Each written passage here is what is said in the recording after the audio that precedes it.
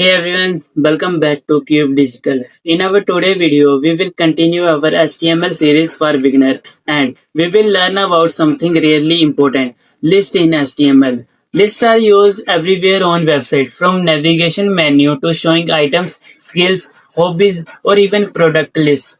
So let's get start our today's video. In HTML, lists are used to group related item together. So HTML में list को हम use करते हैं different set of items को एक साथ group करने के लिए. सो HTML में दो तरह की लिस्ट होती हैं, एक होती है अनऑर्डर्ड लिस्ट और दूसरी होती है ऑर्डर्ड लिस्ट. जब भी हम किसी भी लिस्ट को एक प्रॉपर सीक्वेंस में या फिर किसी स्पेसिफिक ऑर्डर में लिखते हैं तो हम उसे अनऑर्डर्ड लिस्ट कहते हैं.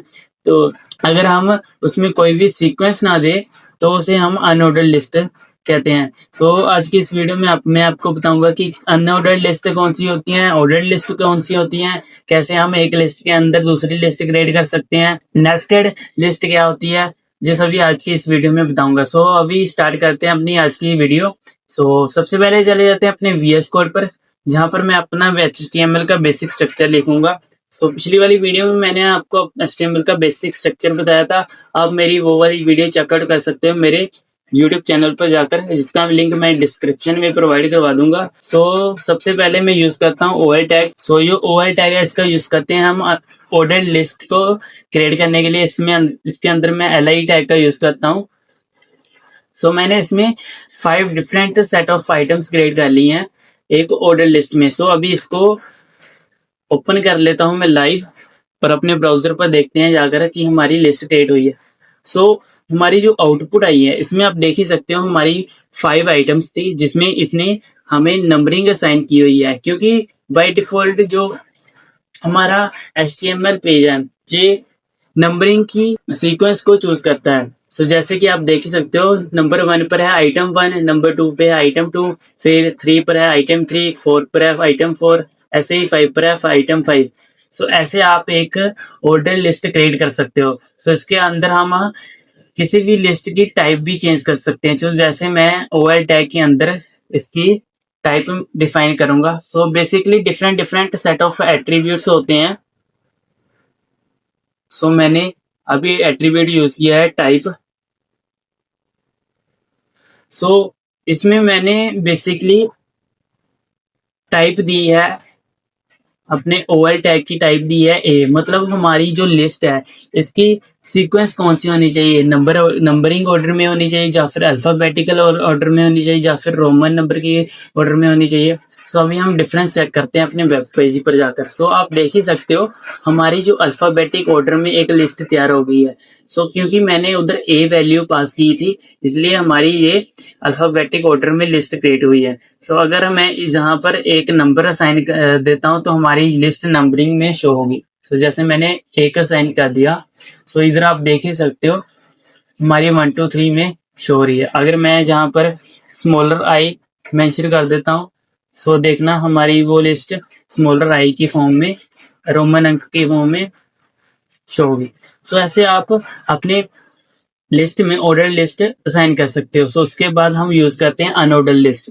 सो अनऑर्डर लिस्ट मैंने आपको बताया ही था कि अगर आपको कोई भी सीक्वेंस असाइन नहीं करनी होती, बाय डिफॉल्ट ये हमारी लिस्ट को डिफरेंट सेट ऑफ सिंबल्स की फॉर्म में लिखता है.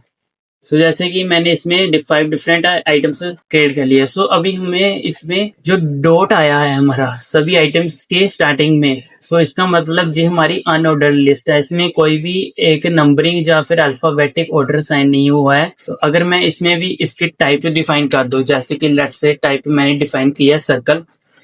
सो आप देख ही सकते हो इसके स्टार्टिंग में गाइस सर्कल शो होगा. सो यहाँ पर मैं इसकी टाइप चेंज करता हूँ,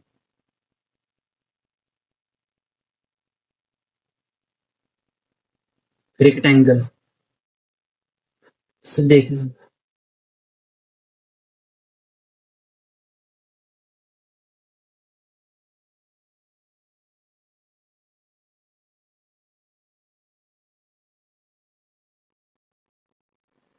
सो यानी जैसे मैंने इसमें भी टाइप चेंज की थी, वहां पर टाइप की वैल्यू डिफाइन की है स्क्वायर.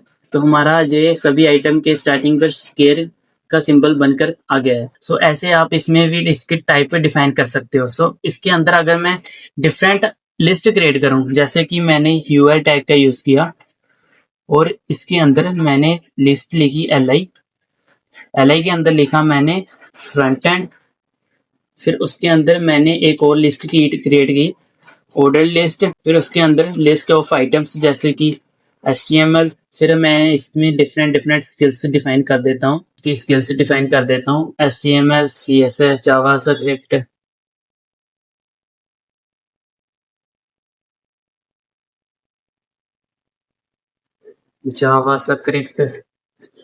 सो इसके बाद मैं एक और लिस्ट क्रिएट कर लेता हूँ इसी के अंदर ही, जिसमें मैं बैकएंड के स्किल्स मेंशन कर देता हूँ।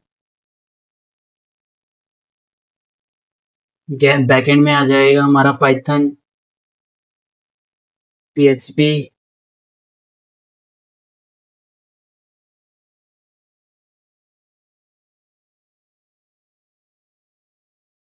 सो जैसे कि मैंने आपको बताया था कि हम अगर नेस्टेड लिस्ट होती है कि एक लिस्ट के अंदर हम डिफरेंट लिस्ट क्रिएट करते हैं। सो अभी मैंने जो लिस्ट तैयार की है, जैसे कि LI front end, OL LI, फिर उसके अंदर उसकी स्किल्स, फिर बैक एंड, फिर उसके अंदर उसकी स्किल्स।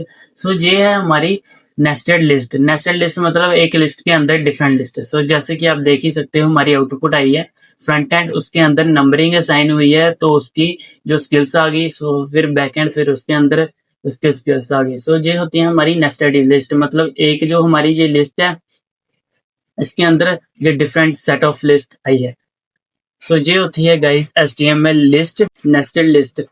सो ऐसे आप इसमें नेस्टेड लिस्ट भी क्रिएट कर सकते हो, उसकी टाइप भी डिफाइन कर सकते हो, ऑर्डर लिस्ट क्रिएट कर सकते हो, अनऑर्डर लिस्ट क्रिएट कर सकते हो, डिफरेंट सेट ऑफ लिस्ट्स आप क्रिएट कर सकते हो अपने HTML डॉक्यूमेंट में। सो आगे आगे मैं आपको एक एग्जांपल लेकर बताता हूँ। सो अभी कट कर लेते हैं हमारा सारा कोड।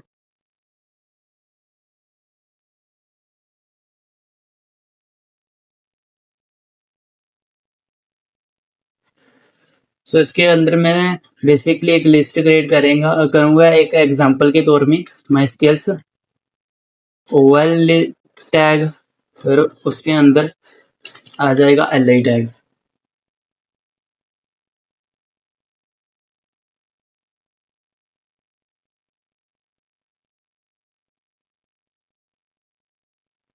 LI टैग के अंदर डिफरेंट सेट ऑफ, इसके अंदर मैं अपनी स्किल्स मेंशन कर देता हूँ, जैसे कि